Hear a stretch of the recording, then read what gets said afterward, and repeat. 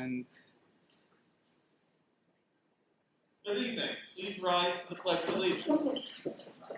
I pledge allegiance to the flag of the United States of America and to the republic for which it stands, one nation, under God, indivisible, with liberty and justice for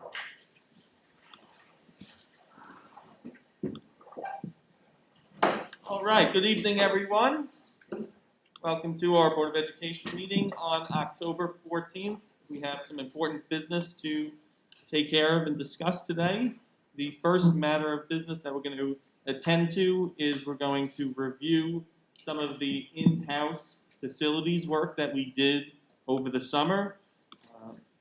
Thought this was important to do to give you a sense of what we've been able to do in these difficult times, in addition to all of the work to get our facilities ready for this new beginning that we had this year in light of the pandemic. We also were able to do a lot of in-house work, and that was a really significant push by the Board of Education so that we could get work done and improve our facilities without necessarily sending each of these items out to bid.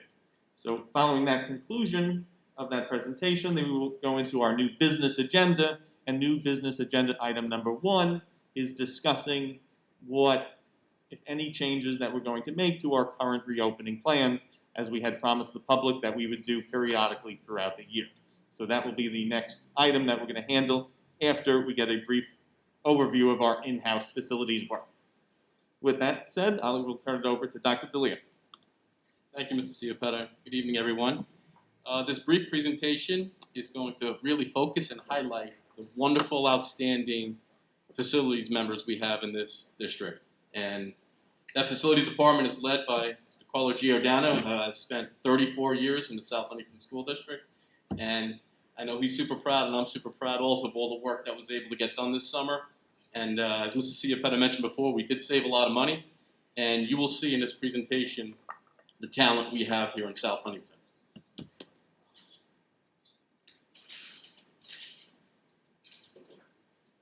Okay. This is a photo of the work that we did at Countrywood. They had a need for a handicapped bathroom for a student in a wheelchair.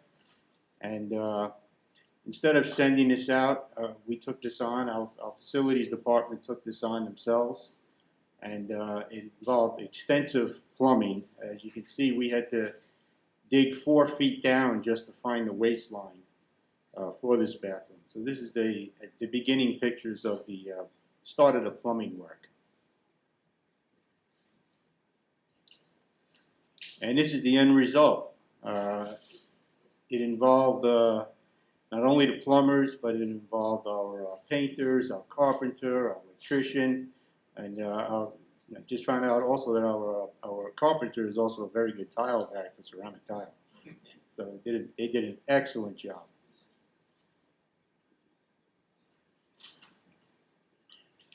This is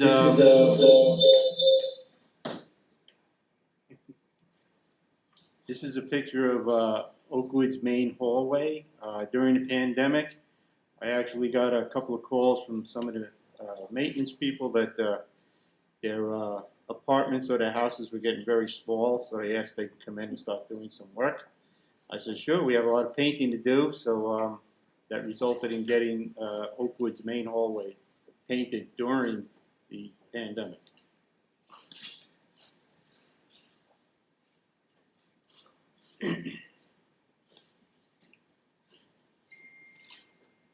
The leadership room and the print room and the school store at Walt Whitman High School. What we did was we had to swap the school store to the print room, and then the print room to the school store, and that also involved moving the leadership with the school store. Again, just about every trade that we have was involved. There was a lot of HVAC work, there was a lot of electrical work, there was carpentry, painting, plumbing.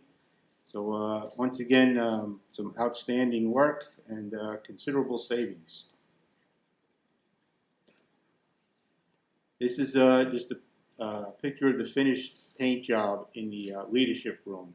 If anybody's ever been in the leadership room prior to this paint job, they would know that these walls were covered with all sorts of quotes and poems and students' names from many years.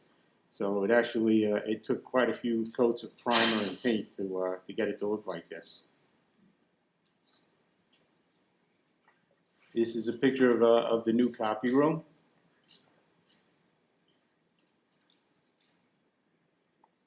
And this is a picture of the new school storage. We're still a little bit under construction in there. So there's some, odds and ends, some modifications that still need to be done.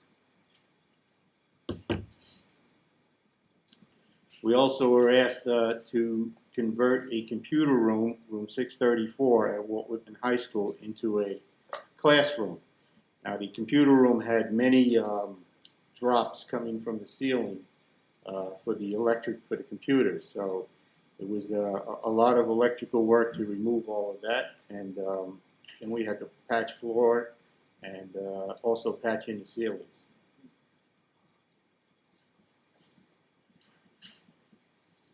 That's still 634, the new classroom.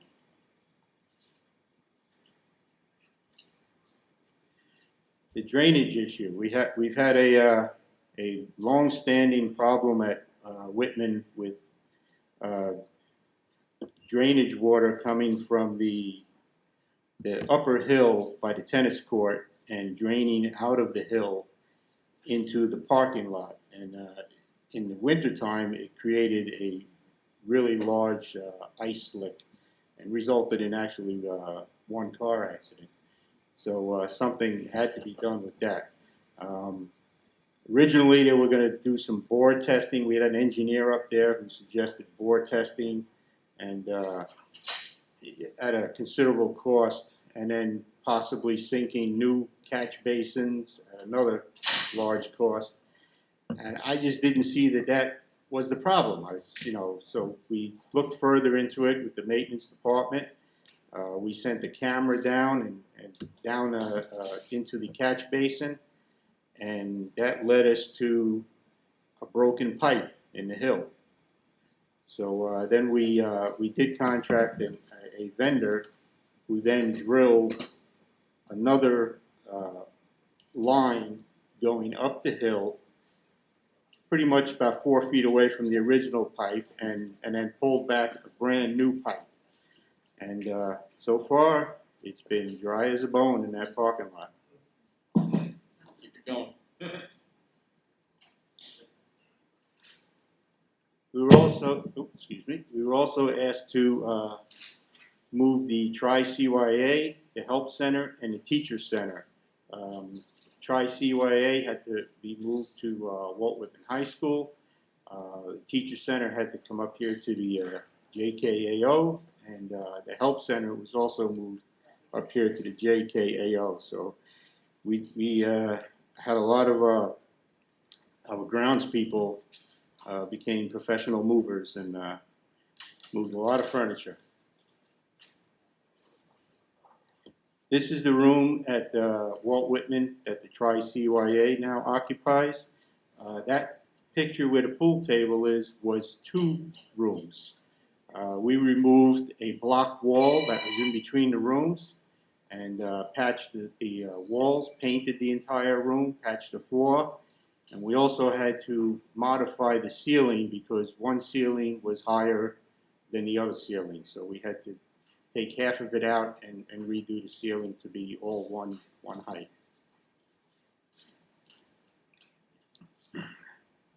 Over here at the JKAO, our help center needed some rooms modified. So we, again, we condensed a lot of the office staff, and we were able to put up a wall, which you see that nice blue wall, and we were able to make 3 classroom spaces in that area. Also, there was another room that had 2 rooms that we made into one big room by removing a wall in between.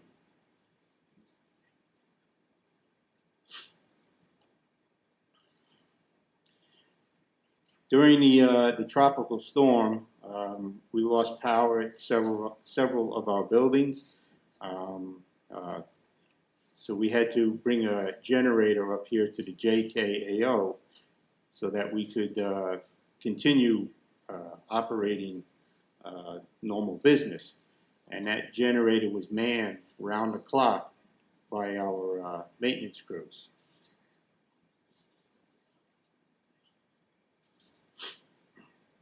The COVID-19 district-wide prep, that involved all hands on deck.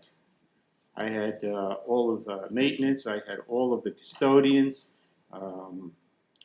We did all of the shields for the desks, all the markings on the floors.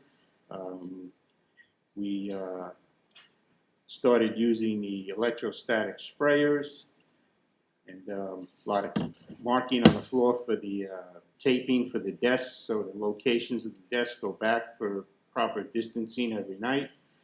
So it was a big adventure.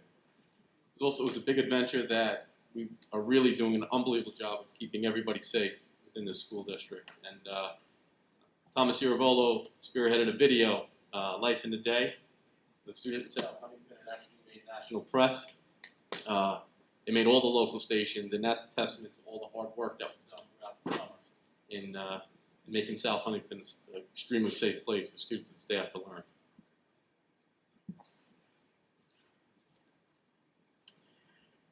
The present cleaning routines.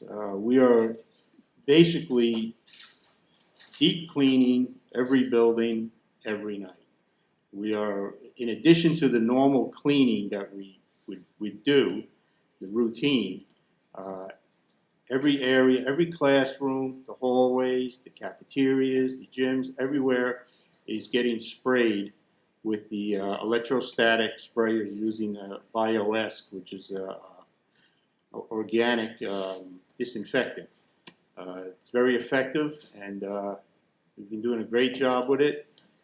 And, this is, like I said, the custodians have stepped up to the plate on really maintaining these buildings every single day and every single night. So that concludes our presentation, and I hope you were able to see that, the highlights of South Huntington, what we're able to do, and we have a very, very talented facilities department here. If there's any questions. Questions from the board? Thank you, Carlo. Thank you, Dr. D'Elia. Thank you to our facilities department. Outstanding, Carlo. Please relay our gratitude for the work that they did and how impressed we are with this amount of work. It's a substantial amount of work that we were able to do over the summer in-house. And it's not just work, it was high-quality work. If you look at the pictures and look at the before and after, the country bathroom, it's really, really beautiful and outstanding. And it saves a tremendous amount of money rather than having to go out to bid. So thank you. Thank you. We have very, very talented crew here at South Huntington. Thank you. And a good leader. Okay. With that said, we'll move into our regular business agenda. Do I have a motion to adopt the agenda?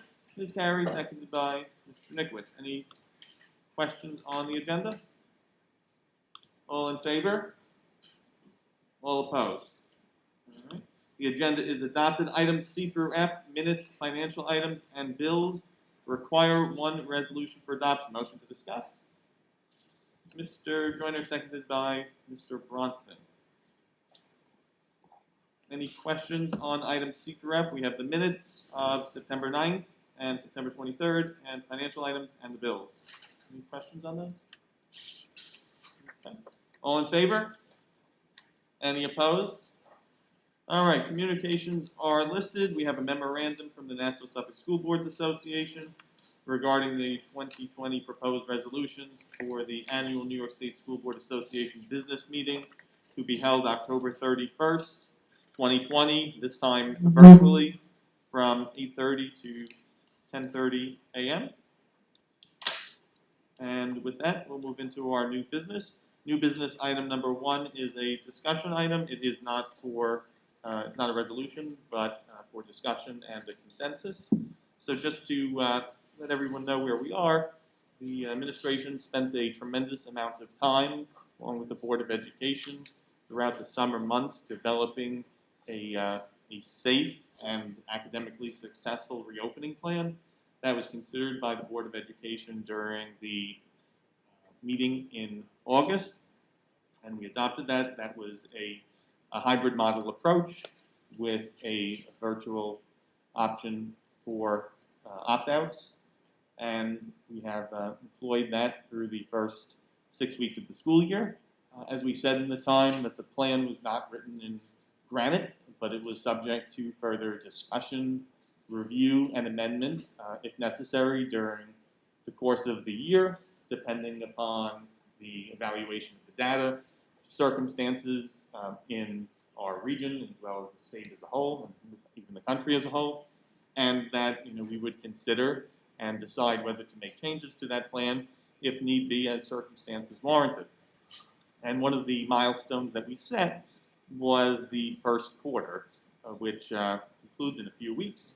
And so we said before that time we would begin a discussion about how we were doing with our existing reopening plan and whether we should make changes to that or not. And so we are going to have that discussion at this meeting because this is the time that those discussions would need to take place in order to make any changes to be effective at the beginning of the second quarter. It's a big ship that we operate here, and you can't turn it around too quickly. So any decisions or changes that you make have a lot of ramifications, from class size to potential teacher loads to transportation, and as well as others. So those things all need to be put into consideration. So with that said, I will turn it over to Dr. Bernardo, who will give us a brief overview of kind of where we started and where we are in terms of the existing conditions in South Huntington, the issues that we've dealt with so far, as well as inform us about options for consideration going forward, and in consideration of all of those things, to get a sense of people's thoughts, not binding, but we did send out a survey that we received some responses to help us in our decision making. Dr. Bernard? Sure. Good evening, everyone, and thank you, and thank you to the Board of Education for giving me a chance to speak. I'll be real brief, but try to be inclusive of the things that I think are important for the board to hear, kind of like a progress report. As Nick said, we had kind of promised that at the end of each quarter, or beginning of each quarter, academic marking period, we would do a review for the Board of Education on where we are and let them decide processes, procedures, and models going forward. So here's where we are, because believe it or not, even though we're 4 weeks from the end of the quarter, that's really what you need if you're going to reroute buses and do all those things. So here we are. We currently have between 76, 77, and the reason I bring that dash in is because people do come in and out a little bit. So about 76, 77% of our students are in a current hybrid model. That's I'm gonna preface it now just on K to 5 because I think it's important to separate the two discussions. Because 6 through 12 is a different discussion because we change classes and do a lot of different things like that and remix every period. But K to 5, we've got 76 to 77% of our students currently learning hybrid. What does hybrid mean? Hybrid means that you come into school and in a group of 8 or 10 students, you have Dr. Senamore as your teacher, and that means that the other 8 or 10 students in your class are in Mr. Bronson's class, remote class at home, and then the next day they flip. So that's the process we have. It's a dual teacher model, and that's our hybrid model. We've got just over around three quarters of our students, just under 3/4 of our students in that model. We have another 24% in a remote model. They're learning with an independent remote teacher. The difference in our district is at the K to 5 level, we gave an independent remote teacher to those students. At the high school and middle school, right, the secondary schools, those students are actually in their regular classes because they can log on and follow a 30-minute or a 40-minute period as opposed to a kindergarten who just can't do that. So those are the numbers. So about, just to put it in your head, about 3/4 of our students hybrid. We basically polled the public. We have about 2,400 responses we would like to have gotten back. We got just around half of those, a little more than half of those back, just so you know, which actually for a poll is remarkably high. Usually you get about 10 to 20% back when you do a poll. So we got about 1,250 responses back. Basically, to summarize, we asked a couple of questions. And one of them was, if you, essentially, do you like the hybrid model? Do you want to stay with the hybrid model? And about 3/4 of the parents, about 78% said they liked, actually about 28% said they liked the hybrid model. The rest said they'd like to switch to in-person.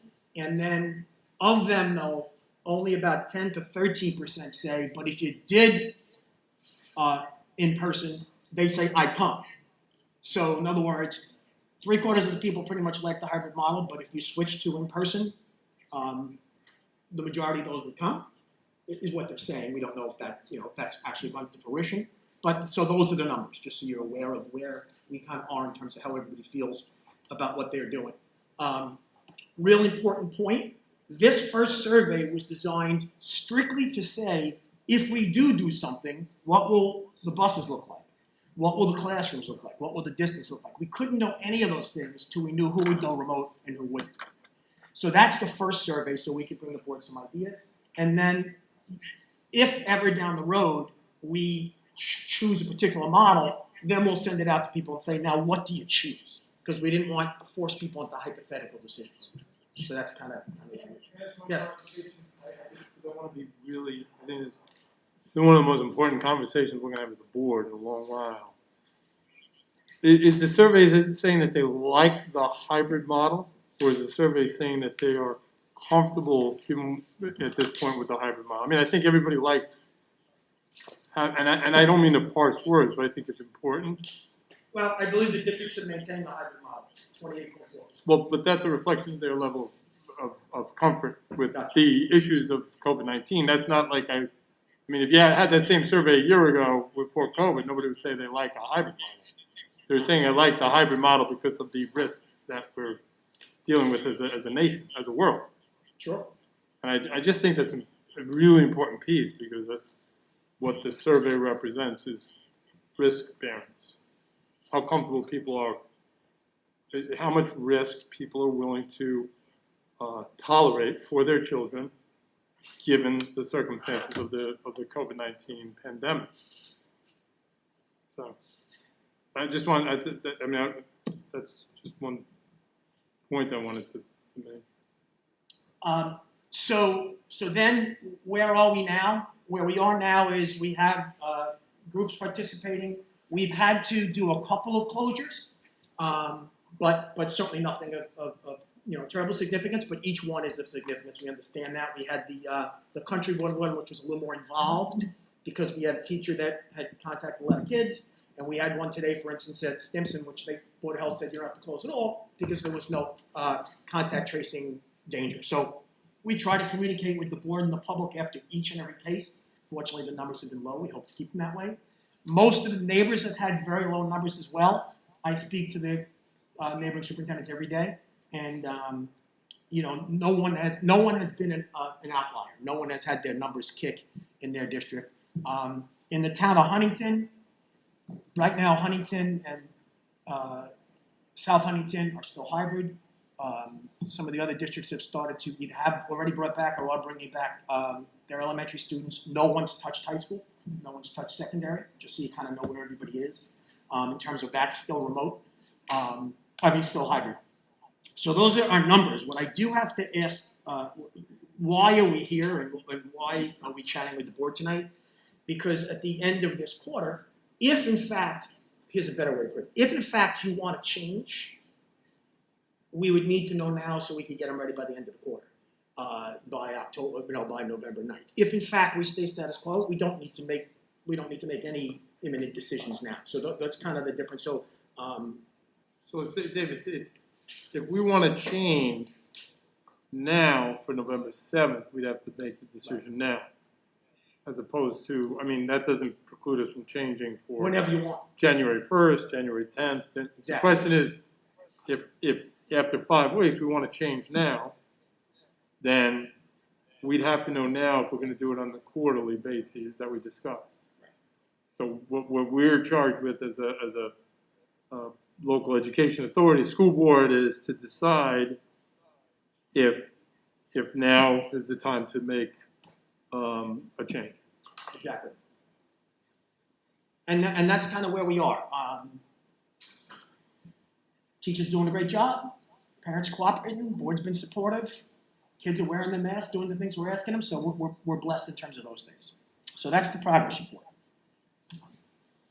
As we go full time, just so I can level set the facilities, we would have changed the current protocols around masks or barriers, but what happened is the physical distancing between the desks, that would be the only change? Or? Yeah, okay, so perfect. That was next. Great segue.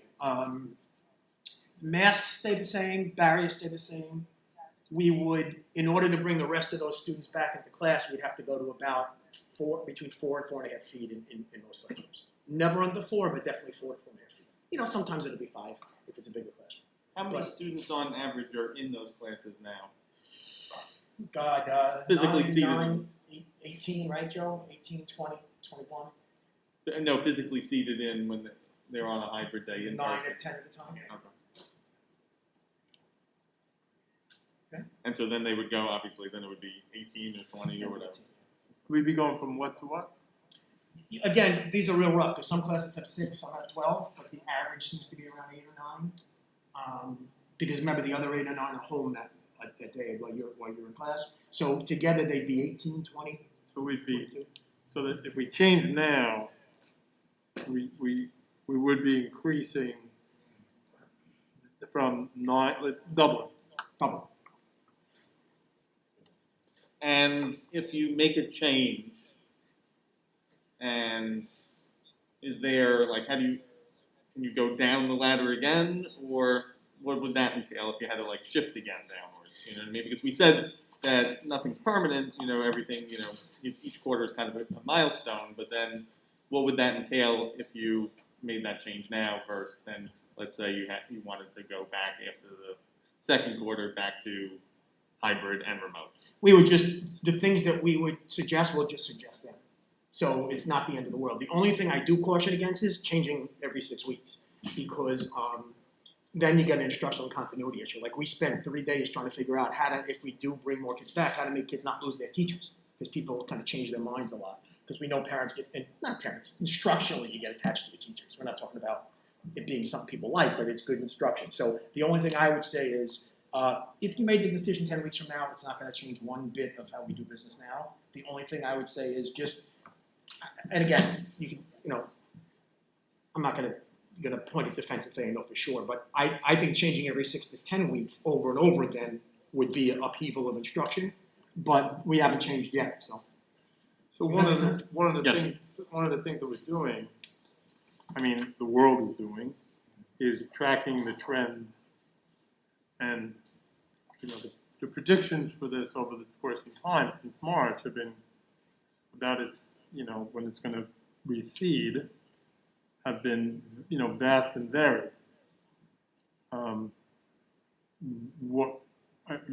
We Huntington, unfortunately, are reported as of October 1st, we were identified as a hotspot. And we're going into what is for any sort of viral season as the season when it starts going upward, tacking upward. I mean, that's what a lot of the epidemiologists say. They talk about that this is when the weather changes. So, again, I'm always just trying to frame what we're deciding. We're deciding if we've had enough data to now go to a less restrictive environment, or just to use a special education term. And so what has changed for the positive over the last 5 weeks? The only thing I can tell you is from watching the 5 or 6 districts that went with the 3 or 4 feet, they didn't have any bump, so there's positive there. The American Pediatrics guidance has been interpreted much more liberally And so those are the two things that we really see difference now. Not that they're indicators, but they. Right, but I mean, as far as like data, I mean, what we're talking about is that we could see other schools who have different circumstances. I mean, every school's gonna have different circumstances, but we also can't measure any of those schools against Huntington in October. Because Huntington hasn't been in October during the pandemic. So, we're taking that risk of, and just, again, this is the most important discussion we could have. I haven't settled on anything, but we are as a board meeting in public. So these are our discussions we need to have, and I know we've all, as a board, racked our brains over this. I will say publicly, my concern, we all have a variety of concerns, but my greatest concern is that it's been 5 weeks, and if we waited till the end of, till right before the Christmas break to start doing something like this in January, we'll have the benefit of the data of that flu spike season, and instead of having 5 weeks of data, we'll have 10, which of course, for prediction purposes, gives us more information rather than less, particularly when we're talking about the health and welfare and safety of the children, our school children who are in elementary school.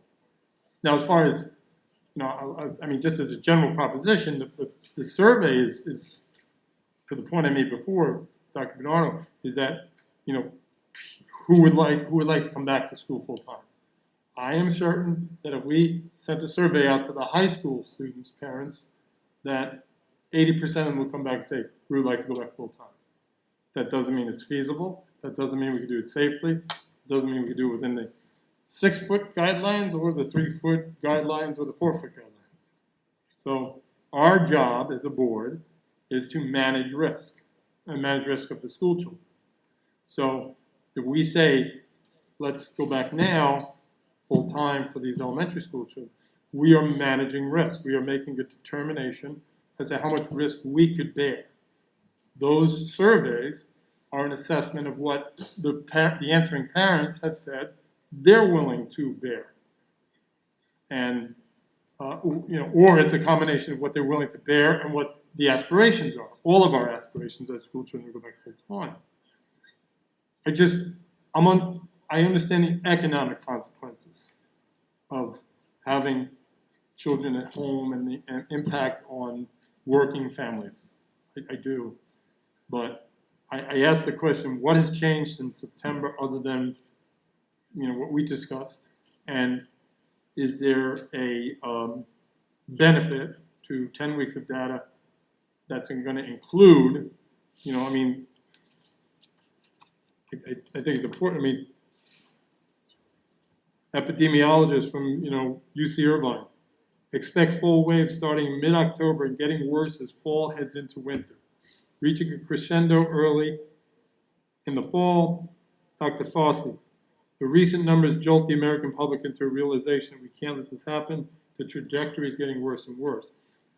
I'm not saying I know, I'm not an epidemiologist, but I do understand from flu pandemic of 2006 and before that the weather change brings the higher numbers. And we're going into that. So are we being premature is also part of our conversation tonight. Thank you for letting me get that off my chest. I guess my thought, I want to probe what you said there because you said what has changed. Can't we use the data for the first 5 weeks so far that showed that we were able to do this level safely? Don't you think that that's what the data so far for the first 5 weeks showed? I think that the data for the first 5 weeks, look, I know we closed Countrywood. I know that the data before that, when we had those first 5 weeks, we weren't then identified as a town that is a hotspot. I know that data is not juxtaposed against the October season that's coming. So is it different? Sure, it's different. But are the numbers that I saw at least, because I follow the charts in Newsday? Yep. Are we higher than other places? Yes, we are. So I'm glad that we haven't had larger numbers for our children's sake, but again, does it show that we managed it well? Yeah, okay, so here's my answer to that. So why would we stop? We're managing it well, so let's change it. I don't know and we're managing it well, and there's more than it seems to be by scientific, I think universal agreement, that this is the most dangerous season for us. Let's go to a less restrictive control. I think that's dangerous. I follow the same sentiment in that regard. And also, like I pointed out to Ed to discuss this, that the public's behavior locally has not supported being as responsible. I mean, in situations like what happened at the Miller Bridge Inn, where you have the super spreader events that are taking place. Miller Place. It's a great concern. And I have 2 children in the district, and this is a burden on me to actually do the virtual learning and to conduct it. But I'm willing to take that burden as we enter this season, where the trend is to go up. And I mean, as Ed mentioned, I came into the virtual model understanding that risk was the number one concern to decide as a board trustee. And 5 weeks of doing well and having a couple of incidents only speaks to the fact that we need to follow what we're doing and not relax at this time and take our foot off the gas in terms of mitigating risk and thinking about what the next 5 to 6 weeks looks like in this district.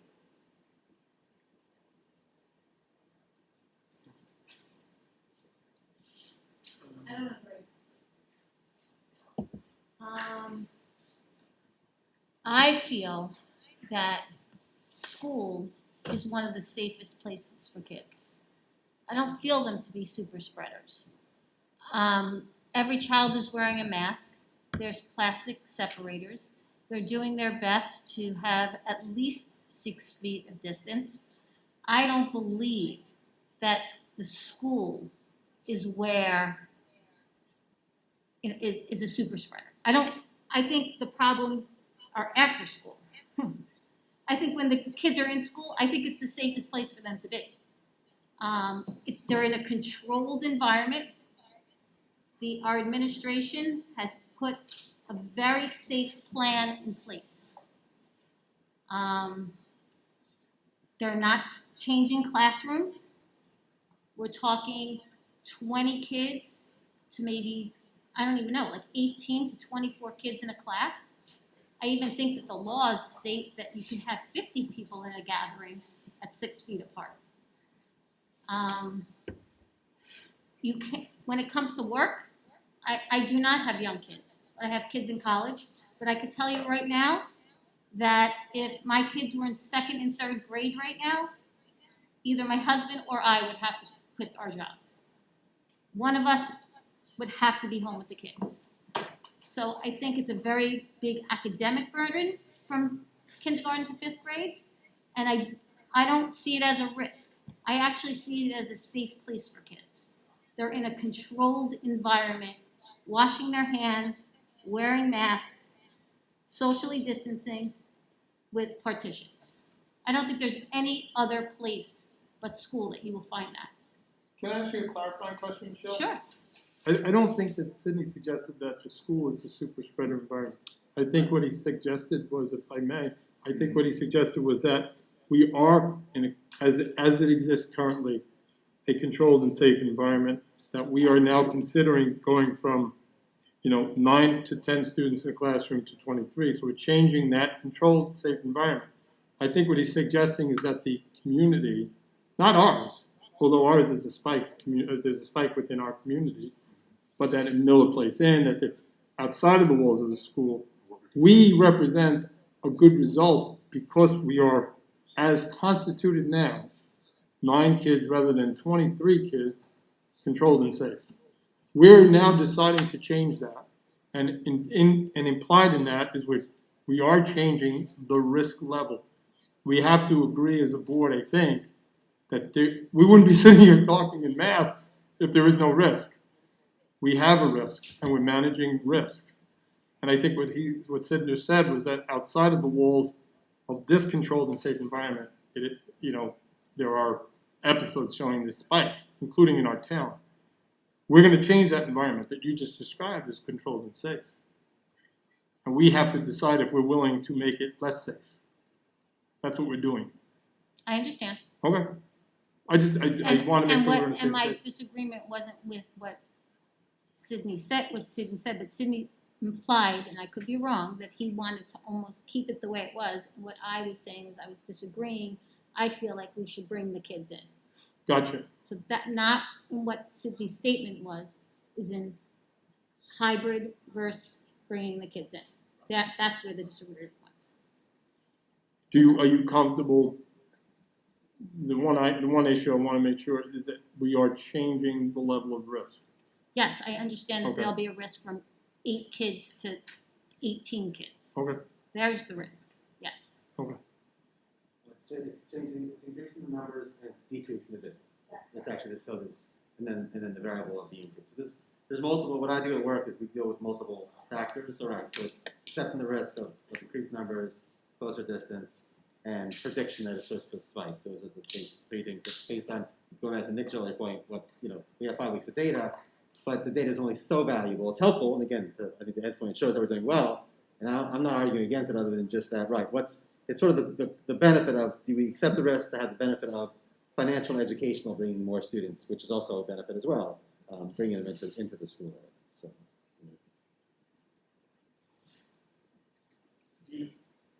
Are you certain that, I'm just playing devil's advocate on some of these questions, so, are we definitely accepting the proposition that there is additional risk by? I am. Yes, well, look, I'm not an epidemiologist, but I've read, if we're saying, look, we've done well with masks, I use a special education comparative. You give a child glasses, they're reading great. He's doing great. 5 weeks, he's done great reading. Let's take away the glasses. Well, why? He's reading great. Well, we're going to take his glasses away now. That's like something we talk about in special education. Well, he's doing well, so we'll take away the support services. So in this instance, do I think that when we have been identified as a hotspot where our numbers are increasing greater than the other towns in Long Island, that doubling the size of our classrooms, the in-person classrooms, is a risk? How could it not be? Explain to me how it couldn't be so I can see that I'm missing something that I feel dumb knowing that I might be missing a perspective. I want to understand the other perspective. Yes, do I accept that it's a risk to double the size of the classrooms? And I'm not convinced yet, and I can be because I have nothing but respect for the people at this table. These are my best friends, and nobody cares about school children than this table. But I'm not comfortable yet saying that. The CDC says 6 feet if feasible. Now, I understand the state ed department is approving, closer distances.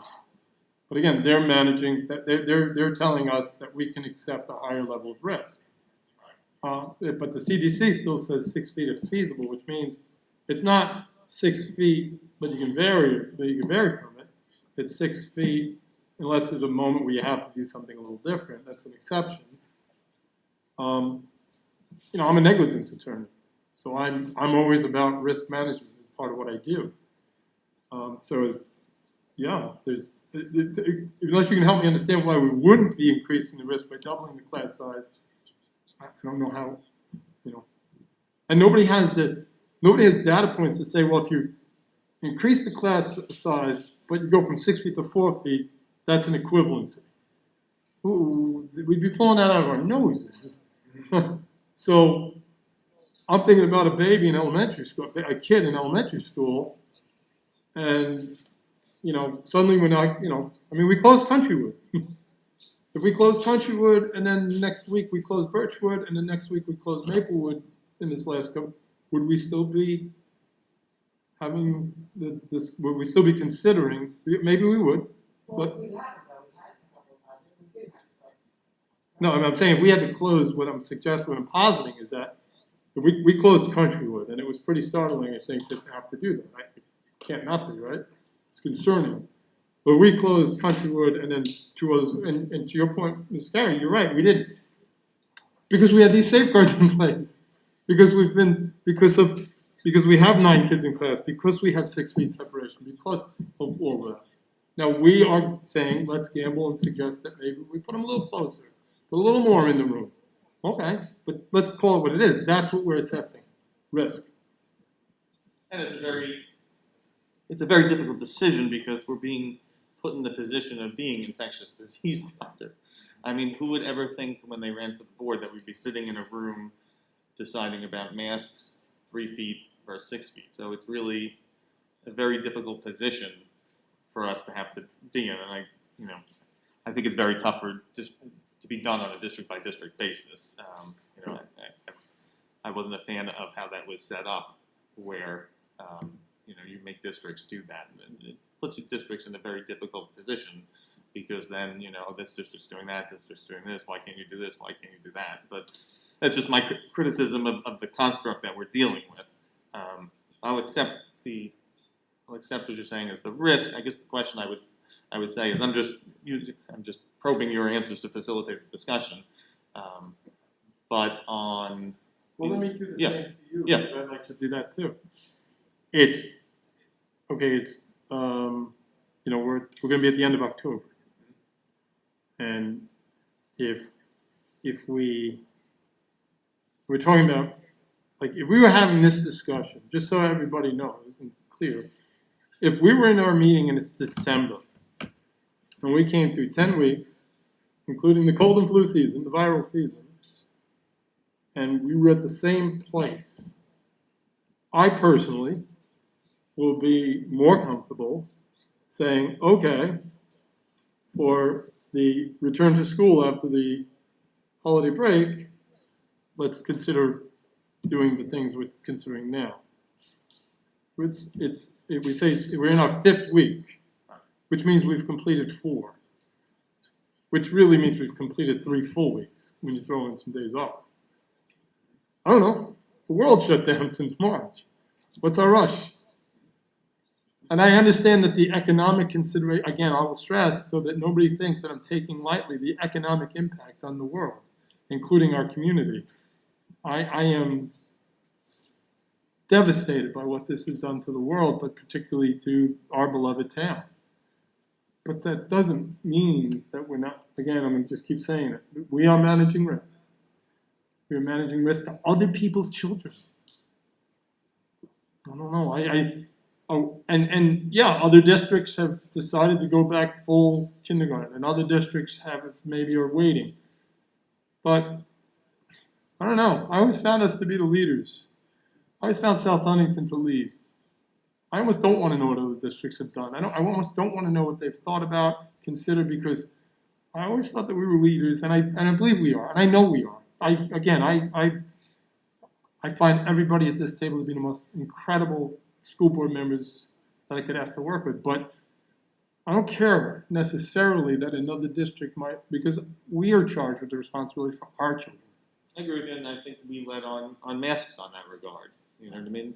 I think when we made that decision on masks, which wasn't an easy decision either, more districts were not wearing masks all the time, and then I think we ended up leading, and other people ended up following us. Mr. Bronson, what are your thoughts?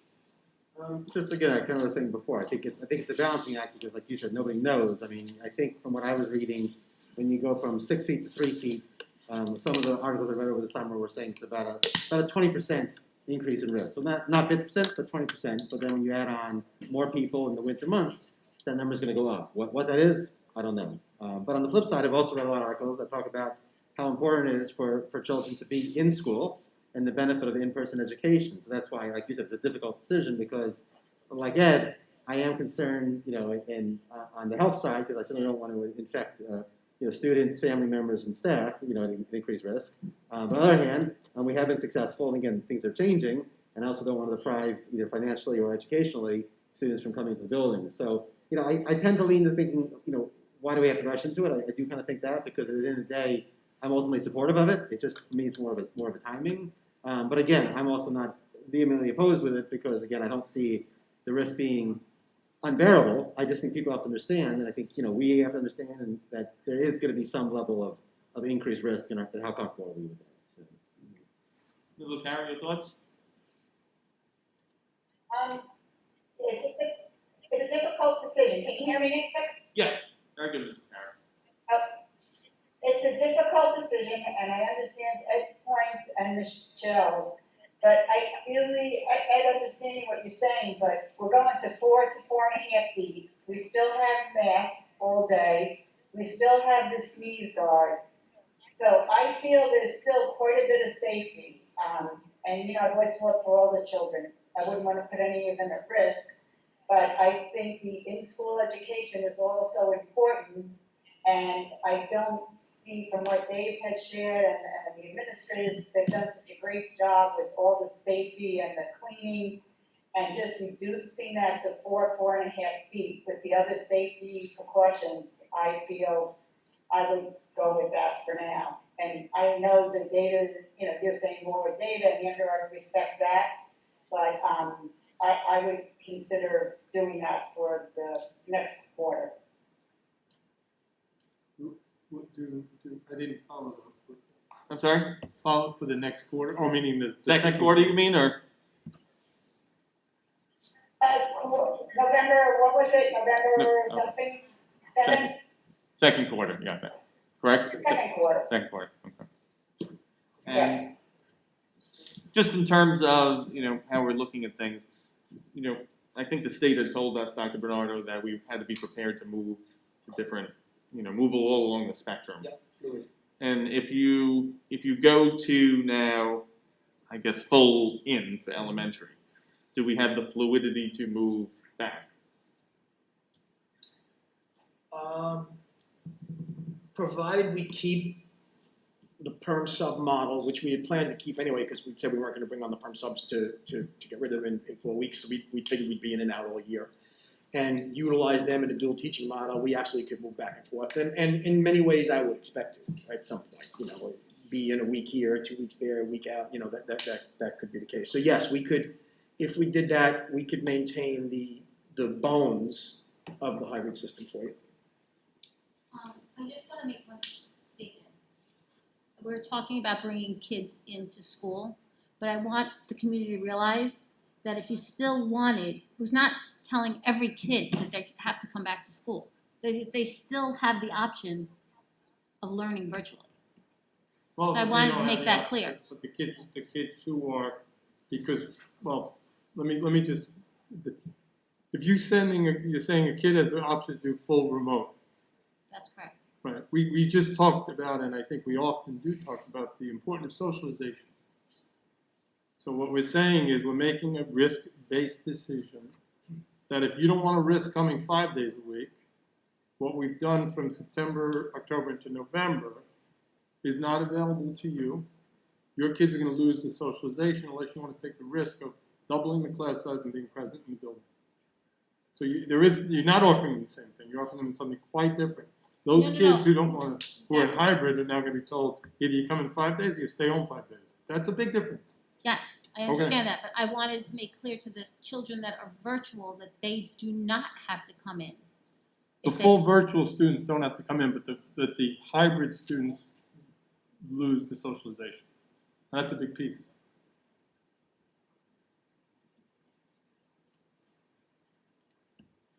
The hybrid kids that choose to go virtual will lose the socialization. But the hybrid kids who choose to stay hybrid can't, because we're deciding that the risk level is such that they can come back full-time or don't be hybrid. That's an important, because it goes with what you're saying. I believe that children should be in school. So I am willing to take a little bit more risk. Choice of their risk? Yes, and it's not my risk, it's not Parents my say, choice, it's the remote. parent choice. Right, it's a parent choice. We're giving the choice, but the parent can say, I'm gonna give that little bit more risk and put them in the class 5 days when they already go 3, or they can stay home. Or they can risk and say, well, do we want the socialization? There's all different things, but it's a parent's choice. No, it's actually not. We're elected to make these decisions, otherwise we would put it out like we did the bond. It is our decision. Right, Because so we're deciding because both. we know, because we are charged with the responsibility of making this decision. With the parents, it's not, if it's the parents' choice, we would give them the choice in September. And we could give the high school parents the same choice. But we're not Let's- talking let's- about high school. Well, no, but that's to your point, we would be. We're not talking about that. It's not open choice. That's not the way it works. No, it's a choice for them. If we come up with and we say, we want 5 days or remote, the parent that is in remote can stay in remote or could actually choose to go 5 days. Or the person that's 3 days can say, I want to go remote or 5 days. Well, what about the parent who sends the kids, who says, I understand there's some risk, but when my child is in school with 9 kids as opposed to 22 and goes 2 or 3 days a week, that's the level of risk I'm comfortable with, and it meets his need to her need to socialize and still learn. We're taking that choice away. Yeah, but I can't tell them what to do. It's their choice. No, you're giving them one less choice, so you're taking away the option. You're not telling them So, but what we to never do. gave them the choice You're of telling them going what to you school can't. full Yeah, we time. didn't give them a What's choice We the first never time gave either. them the choice of going to school full time. We didn't have the choice to give them. Yeah, we could I have, no, we know, didn't know that until we- now. The other districts did, we had no idea that we Yeah. could have gone to 3 feet. We had no I don't know that idea. we could have. So we I could have believe- done that. I don't I'm think not we gonna could've. comment on that, but we did not give them that choice. And what's the next level worst case scenario if we go to this model where we're back in school and there's a case that pops up in one of, like, say, Oakwood or Maplewood? Are we closing down the entire school? Those, Sydney, every single one is a conference and a committee meeting with the Board of Health. So I can't give you that because like on Okay. each one, we spent hours. Was the window open? Was the window not open? How far to the window was it? What does his father do for a living? So every one of them has too many variables for me to tell you whether we'd be closing or not. Like I really thought that today they were gonna tell me to do something totally different than they told me. Okay. So everyone comes out differently. Yeah, so they take 50 different variables into effect, and everyone I've called them, they've asked me things I never even imagined were important. Mm-hmm. So, I don't know, it depends. It depends. So we would have to see in that scenario what would be the next steps that we take based upon the guidance from. Exactly. So they might say to me, you had 4.5, but you had masks, the windows were open, and there wasn't any more than 7 minutes of FaceTime under the 4th. Okay, they went, and actually they get that granular. Mm-hmm. So, They get that granular as whether we should close. Right, but But not not the reopening. not in the preventive measure. not reopening. Yeah, they don't want any part of that. Pretty nice It's a perch nice to gig. sit on. They don't want any part They of could that. say that the CDC says 6 feet, well, you know, if you guys wanted to, it's up to you. We'll push that down to the lowest level. Yeah, exactly. It's nice not to have to make decisions. Nice enough to have to make that decision. And then on top of that, we're coming into the holiday season where, you know, people are going to be getting together, regardless of what's done in school. They're going to be attending gatherings, and I mean, it's just logical in my mind to just worry about what's going to happen during this time. And considering that, as has been mentioned, that this community has already spiked towards the higher levels. I mean, it's hard for me to ignore that fact. I don't know enough. Oh, no, It's just, is it because I know the school that I work in is in Huntington, and that's spiked? Are they no, higher it's now? Huntington, I can tell you exactly what it is, because I have it right here. Pomanac is in Huntington Station, it's Right. 1746, they hotbedded, yes, Right, Pomanac. so it's not just South Huntington. We're talking I can about tell you exactly. district. Well, Pomanac has Huntington Station, right? Yes, but I'm just talking about our district. I want to make clear that we're not spiking, South Huntington not spiking. Yes, They it is. spike zip codes. South Huntington was actually said by the governor. He cited South Huntington, he cited, Melville, I have it here, but yes. Oh, here it is, I got it. Huntington Station, Right, Dix Hills where you work, right. South Huntington, Valley Stream, North Usher, and Brentwood. Those are the spike towns along I our. just wanted to clarify, it wasn't just us, as in Little South Huntington, No, spiking. no, That was no, all. but- Just wanted to but- clarify. But of those 1, 2, 3 Surrounding area. are in the town of Huntington. Mhm. So, I mean, it is our town, it is our grouping, it is where we live. And this is a week ago. What was the percentage of hybrid in the survey that wanted to come back full-time 5 days? Percentage of hybrid. When we did that survey, was there a percentage that said they wanted to come back with the 5 days, or they wanted, what was their? About 72%. So we're looking at like 28% of people that are hybrid. 28.4. It was 71.6 that said replace hybrid model with full in person, and Yeah. So about 28.4% 30%. maintain hybrid model. Of those who answered. Of those who answered, Right. which is not a total representative example of, Right, so it could be higher too, we could be at like 85%. And it could be lower too, because we're gonna have to do a second poll I'm where just we trying to actually. figure the poll we had now, Right. if I make my decision, I'd like to go by that poll. So, So as far as going back to sort of fluidity. I'm sorry, could you just speak a little louder? Yeah, no, so going back to sort of the fluidity, if you instituted a change and then, I'm looking at it both ways, I guess it's really two questions, but if we go full-time and then we start spiking up and parents now get nervous, we have the ability to quickly pivot to offer more virtual, because it would just be shifting the bodies, is that, and then on the flip side, if parents love this and say, wow, let's say we're successful even opening full-time, and everybody, say not everybody, a greater percentage of people want to come into the schools, can we accommodate everybody, or even at that point, at some point, we'd have to just tell some folks, sorry, you opted in too late and you can never come back the rest of the school year? Well, a couple of things. That if in fact you said, and I'm just trying to reason this out now, if in fact you said bring all the elementary back full time, the assumption would be, and the numbers pretty much bear it, that the 25% or so remote would stay remote. They didn't have an epiphany that they don't want to be remote right now, anyhow. And the other 75% or 80% that go in person, let's reason this out. I mean, if in fact something went wrong, we'd have to go remote with them, as quickly as possible. But that's what we do. I would have to do that anyway, no matter what model you give me to work with. If something goes wrong, I gotta close. What about the people? What I want to know is, like, let's say there are people who maybe kind of more adherence to my concerns. And they say, I don't feel comfortable sending my child in now because it's cold and flu season. I don't want to risk it. But once this passes and we're into January, if it's the same place, I would send them back to full time. Is that an option? Or you tell me whatever option. Is it feasible? To wait till January to do this? No, is it feasible if we decide that we're going to say it's either remote or full time in the elementary schools, and a parent says, I'm not comfortable until January, but in January I'll come back full time. Yeah, I don't think I think it would be very difficult, very hard pressed to tell somebody that they can't come back. I don't think you can do that. In the beginning, that if they wanted to go, if they went to school and they felt like they were uncomfortable, you can go remote. But if you were remote and you wanted to come to school, you had to come the beginning of the next quarter. Yeah, right, but let's say 90% of people decided this is working great, and 90% of our population decided they want to go to school.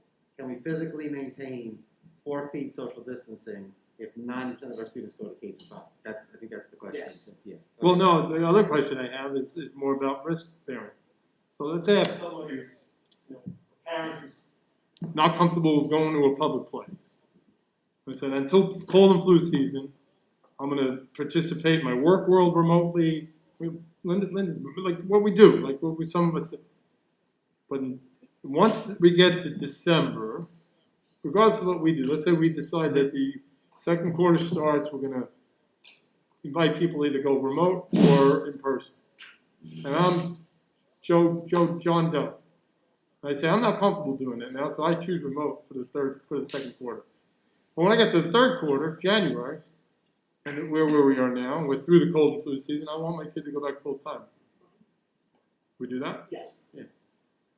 Yeah, I think it would be impossible for us to tell them no. Yeah, I would think it would be too. I just wanted to take that off the table. Right. And so we're also saying that with the model of going back, that the students are going to be in the 4 feet, that 18 to 22 students are going to be in a 4 feet area for each student.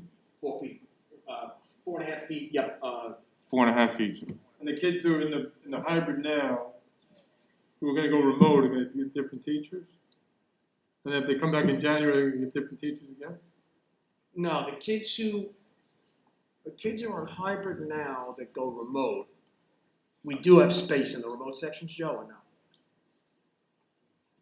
We do, but there is a high possibility of them changing teachers because we have remote. They went dedicated- remote, from hybrid to remote, Well, they couldn't keep the same teacher because Right. remote teachers are different it than. worked, But that's, it worked, yeah. right, No, no. you couldn't have them. They have to have a new teacher. And then if they come back in January, they'll have a third set, or return first. They may be able to return to the first, I Maybe. would think. Yeah, they would have to definitely get a different teacher. They have to go into the remote, one of the remote sections, for sure. Yeah. Sure. Ms. Carey? I did a lot of research. I spoke with our administrators, I spoke with our principals, I spoke with the doctor that's on Elwood board. I'm very comfortable with doing the 5-day. I think the kids need to be, I just think it's a good idea for them. I think the risk is a slight risk, it's my opinion, but I went with the educators and I listened to them, and I think we are safe to do that in November. I do. So I agree with Linda and Michelle. So where we are. Yes, So sir. if we switched in November 7th, is that the date? Yeah, Into January 3rd, 4th, whatever, how many weeks of education? Because I know there's Thanksgiving, I know there's Christmas. Like what's the delta? Yeah, the difference. Well, the second quarter doesn't end until the end of January, right? Right, but we could decide if we want. We don't have to wait till. I'm just wondering, like, what's the only thing you come into the winter, the holidays, so you're getting X number of weeks of in-person. Yeah. The week of November 9th, 16th, 23rd, 30th, December 7th, 14th, half of the 21st, so 6.5 weeks till Christmas, till the holiday break. Okay, so that's right. So I guess it's 6 weeks of benefit of in-person instruction, or not, with obviously with the, or the increased risk, whether it's slight or 20-something%. That's okay. Gotcha. Thank you. Okay. What's any more discussion or? Just to recap where we are, Mr. Joyner. So your decision on whether to go for K-5 only, we're only going K-5 only, whether to go full in-person or full virtual, or continue with what we're doing. My vote would be to continue what we're doing. Mr. Nickowitz? Absolutely. My vote would be I think it's premature to change what we're doing now. Ms. Carey? I'm okay with full remote and full in. Ms. DiGatano? Full remote, full in. Bronson? My preference would be to wait, but to be supportive of everything's good in January. I'm sorry. I said my preference would be to wait, but I would be supportive of everything that's looking good in January. And Ms. Sorry, Ms. LaCara. Sorry. We've only been on the board for about 30 years. Only 15 years together. I'm sorry. Hey, Nick, in more than 15 years, I would go with full remote and full in. What is that? 3-3? Okay. Well, I guess that leaves in my hands. Thank you. That's what you pay me the big money for, right? Exactly. And on my birthday too. Thank you. My mom's waiting to put the cake on the table. She's probably saying, "Why isn't?" I told her it would be a relatively short meeting. So. Oh wow! So it was interesting actually because I haven't made up my decision tonight. So it was useful to speak to, have this discussion. And so as I still process this, it's a very difficult decision, as I said, because we're being placed in an untenable situation, and I am going to blame the state for putting us there. I didn't think it. I'm sorry. Yes, I mean I don't think at the beginning I had criticized this before it came out. I thought there should be a uniform approach to these things. Otherwise, you hit districts versus districts who are not like comparators, and you have one person looking at one place and another place differently. So that puts districts in a difficult position. That said, I agree with Mr. Nickowitz that, necessarily what one district is doing doesn't interest me all that much. Though I certainly don't want South Huntington to fall behind anyone else, and I want us to always be better than those districts. That said, though, I mean, I thought some of the discussion was interesting, and I guess I have to reflect on my own experience in my own workplace, where we had shut our building down tight, and then we had a plan to come back, and we brought people back slowly, and that was actually at a 25% level, and we didn't stay at that 25% level. We moved to a 50% level, and then we moved to, based on conditions, we looked at it and we moved to a 75% level. And we always said to people that, well, that's where we are now, but if circumstances change, we go back down to 50%. So in the context of these discussions, I think that's how I frame this. Mr. Nicholas did something very interesting in terms of the glasses, but I look at it a little different. The purpose of the glasses is to give you regular eyesight. That should be normal, your regular eyesight. To me, this isn't a situation that we're in now that is normal. We don't want to be at this level. So we're here, I think, we were here as a stepping stone, not to remain here permanently. I certainly would have, not necessarily, if I had my druthers, I wouldn't make this decision necessarily at this point, but it did come to us. So, we have to make a decision. Does 5 weeks of data foretell what's coming in the wintertime? No, not necessarily. But our understanding always has been that we have to be flexible among all of these different levels. So I think that based on where we are now, what we've seen so far is that we can do this, and we can do this relatively well. There are going to be flare-ups. We said at the beginning of this process that there would be flare-ups, and we never expected that there wouldn't be. And if there was the expectation that one positive would shut the whole district down, then you don't reopen at all. So you have to deal with positives, and every industry out there, they're dealing with positives. The Major League Baseball have dealt with positives, and they have pressed on to finish their business. And the NFL sees that, and we do too. We're not going to be immune from that. We'll continue to have positives. The question is, should we, after evaluating this period, move to the next level? And I have to conclude, based on what we're doing so far, that we should move to the next level. And that may be where we stay for the rest of the year. It may be that we have to retreat at some point if the conditions warrant that. But based on how we're doing so far, it doesn't tell me that we can't move to that next level. And while I said before that what happens in other districts is an outcome determinative, it has shown that they can also move to that next level without creating undue risk. And as Mr. Bronson said, or Mr. Nicholas said, you are balancing that. But at this point, to me, it doesn't seem that that's creating undue risk to move to the next level. So I will cautiously go on the side of full in versus full remote. And so we'll try that at that level then, I guess. I make that absolutely clear. Okay. So to summarize, our charge is between now and that first week in November, or with the earliest possible part of the second quarter, so we wouldn't rush it, to put a plan together where we return K-5 in person and set up remote options for anyone that chooses not to take that option. Okay. I will make it so. Anything further on that matter? Okay. Now, what do we have to send out another survey now, or? Yeah, well, what happens is, the word survey is getting, by the state, overused. One is a poll to find out what your inclinations were, so we knew numbers. The next one is, okay, the board has made a decision, what do you want to do? So I need to find out what the people want to do. I apologize if I'm trying to consume so much of the data. Did the first survey indicate that it doubling class size and reducing the spacing to 4 feet? We did and if mention. it did, I would like it to be acceptable. We did, oh, sure, we don't have anything.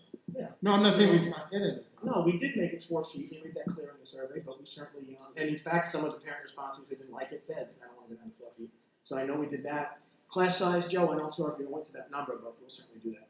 Yeah, I would like, to me, it would be very useful to in the survey, to say we're going from an average, we would be going from a district-wide elementary average class size, I think we said 9, 22, 21, 22. Again, there are classes with 9, there are classes with. Oh, that's what I'm saying, yeah. But They're I gonna think, be between 17 and 24. okay, so more than double. No, Or it's just never that- more than double, because if it's a smaller number, it's half of that smaller number. Look at the average. So the average, I want to know what the average is. It can't more than double in any case, but certainly it will double in. Well, if it goes from 9 to 20, that's more than double. That's what I'm trying to explain. Basically, there are 18 children in a class. If 9 are at home and 9 are in school, and then 9 come, that's 9 and 9 is 18. If there are 20 children, it's 10 and 10. You're not, in other words, the 20 doesn't become 18 at that point. So the base is always half of whatever the double number would be. So if, then, and I am not a number, obviously, I'm demonstrating that, I'm not. a number. Nor I, you're talking to a If the average class size in the elementary school in our district, average throughout the district is 9, and based upon what we're gonna increase the students to, let's say it's 20, and I think 9 times 2 is 18, 20 is more than double, right? That's Right. my point. Right, but my point is that there is never a case where 9 becomes 20 in this model, ever. Okay. Why is that way? Because 9 only began with a base of 18. 20 began with a base of 10. In other words, your base is half of whatever your full number is. All that we're doing is bringing the other half back. So all that can happen is we bring back the smaller half to make it the same total. So it is going to double at most, but it does double. Okay, well then that's, Oh no, it doubles. then I leave out more than. What's that? I leave out more, I amend to say, if it's gonna double the class size, I'd like to say that. No, definitely. Just to lay the groundwork though, right now there's 24% fully remote. And certainly some people indicated they don't want to come back on this model. Let's say that 24% becomes 40%. What does that mean? Do we then have to create extra remote sessions? Yeah. And is that going to have then a new cost to it? Again, you don't know till you, that's why we have to send out the next, this is all, what happens is we're giving so much parent choice as a state right now, and that's on the governor, he wants us to give parent choice. Right, we're giving so much parent choice that I don't know what our numbers will be till I ask parents what their choices are. That's really where we are, so, certainly there could be cases where we have to create more remote sections, or there could be cases where it breaks evenly, where a remote section has 4 spots left in it, only 4 children choose to go remote, and then we don't. Each grade will be different. So, I mean, it's an interesting thing. If you get a lot more people deciding to go remote, that actually makes your in-person group much smaller, Yeah. which is good, But might mean a second remote teacher, which is fine. but it might mean an additional cost on remote teaching. Which we got to. Okay. That we have to. We've got to count it. And with the buses, I guess the buses, once we're down the buses, you still, whether you have 5 kids in the, I don't think we would reroute the buses if they went down, but if you had a lot of people that wanted to go in, and it was part of the survey, at some point is it possible you'd have to add some buses if it was really popular? Okay, so a very important piece of this is that we do have a plan to add buses, only because we're way under the buses. In other words, we're a significant number under the buses that we contracted for, because when a lot of people chose not to come to school, we saved those buses. So they're being held in abeyance. Vito thinks that if we do this, we can keep the bus numbers the same, 22, 23 single bus, which would be a whole lot. No pressure. Now, let's say those numbers went up to 40% full remote. Do you have a sense of how many new teachers that would mean? It would depend on the grade level, depend on also the program. We run obviously 3 different programs. So, inclusion, dual language, general ed. So we just gotta see where the numbers fall. I'm asking only because I know I'm gonna be asked. Mr. Callahan and Ms. Union? No, Mr. Callahan has teachers with diverse opinions, and he's talked to those teachers about those diverse opinions, and he's communicated them to me. Have they taken it, like They have not taken. the last time we heard from Mr. Callahan was that? They have not taken, certainly he's taken a position with me, so he's represented his membership, but he's not taken an official I mean, I would like to see the cost implication of the full remote. Absolutely. Because that, that might depend on other, decisions that we have to make. Then Yep. we may have to. I mean, I think we might have to take a look at that and, if necessary, reconvene, depending upon what that looks like. Okay. If it was 50%, 50%, then we got to look at evaluate that cost and determine that. Anything else? All right, that was new business item number 1. I think the rest will go quicker, because my mom is hoping. She's asking me, where are you? Okay, moving on to the rest of the new business.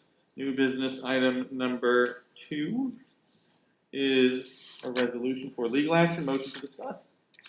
Ms. Carey, seconded by second, Mr. Nikowitz. And this is a matter that's been discussed in executive session. This is regarding one of our tenants, and due to some delinquent payments, we would be voting on whether or not to commence litigation against that tenant. The tenant has since, or has been ordered to vacate the premises. I don't know whether they have or not. They've left, okay. So they vacated, but which is good, but they owe us money, so we would be voting to commence litigation. All in favor of doing so? All opposed? Okay. Commence litigation. Item number 3 is a confidential personnel resolution. Motion to discuss. Mr. Bronson, seconded by Ms. DiGaetano. Also previously discussed in executive session. Are there any additional questions in light of this resolution? All in favor? Any opposed? All right. Item number 4 is a revised corrective action plan. Motion to discuss. Mr. Bronson, seconded by Mr. Nikowitz. Dr. D'Elia? This is from our 1920 financials. Usually what the state wanted is for us to put in a due date for our corrective action plan. Usually in the past we've always said ongoing, but for some reason this year they want hard dates in, so we have included some hard dates into the corrective action plan. Any questions? All in favor? Any opposed? Item number 5 is the approval of the budget development calendar for the 2021-2022 school year. Motion to discuss. Mr. Bronson, seconded by Mr. Nikowitz. It's almost impossible to think about next year, given the challenges of this year, but there's the calendar. Any questions on the calendar? All in favor? Any opposed? All right. Item number 6 is to declare certain equipment obsolete. Motion to discuss. Mr. Bronson, seconded by Mr. Joyner. This is a resolution to declare a Xerox copy machine, 6 iPads, and 3 e-instruction units outdated. Any questions? All in favor? Any opposed? Resolution carries. And item 7, approval of copier replacement for 2020-2021 school year. Motion to discuss. Ms. Carey, seconded by Ms. LaCara. Dr. D'Elia? That's what we do each year is we look at cost savings, and we're looking to go through our post-use pricing to get the best deals possible for our copiers moving forward. Okay. Any questions? All in favor? Any opposed? All right, item number 8 is recommendations for placements of students by the Committee on Special Education. Dates listed May, June, August, September, October, and Committee on Preschool Special Education. Dates listed July and September. Motion to discuss. Mr. Nikowitz, seconded by Mr. Bronson. Any questions on the placements? All in favor? Any opposed? All right. New business item 8 is approved. Personnel. Personnel schedules 2, 7, 9, 11, 12, 13, 15, 17, 20, and 22. Motion to discuss. Ms. Carey, seconded by Mr. Joyner. Any questions on these personnel placements? All in favor? Any opposed? All right. Information and reports are listed. Future meetings are listed: October 28th, November 18th, December 9th, and figure they'll be here. Comments by board members?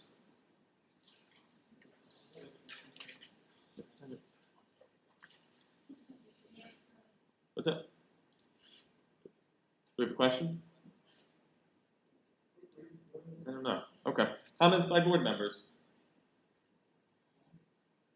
Okay, I would like to announce that we have a guest with us, but a new member of our South Huntington team. We have Laura Brothers with us, who is going to be our new Director of Transportation. Ms. Brothers, would you please stand up? Welcome. I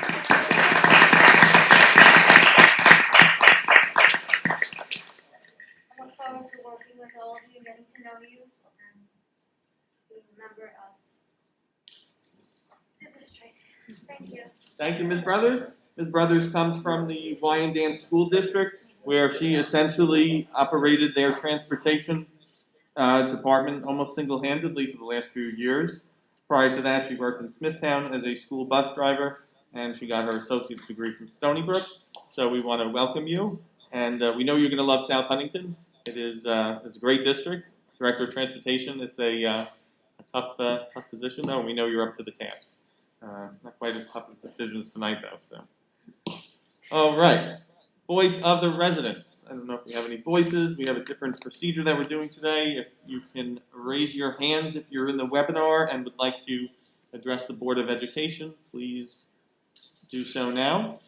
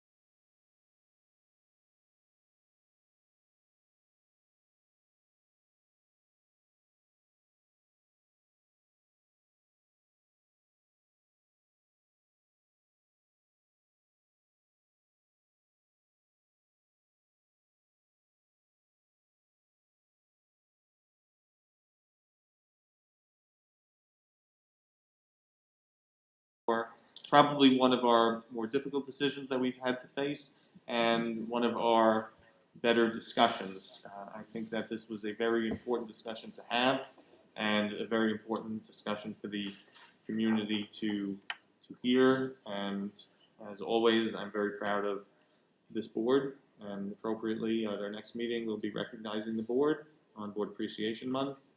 But I think the community should appreciate this board every day for having these kind of difficult discussions. These are not easy discussions to have. It was things that we had discussed outside of here, in this meeting as well, and we agonized over it. They are not easy decisions, and these are not easy times, but I want to thank the Board of Education for their discussion today. Piggyback on that. From my standpoint, to thank you and to explain that, I realize that we're coming to you for decisions in a vacuum.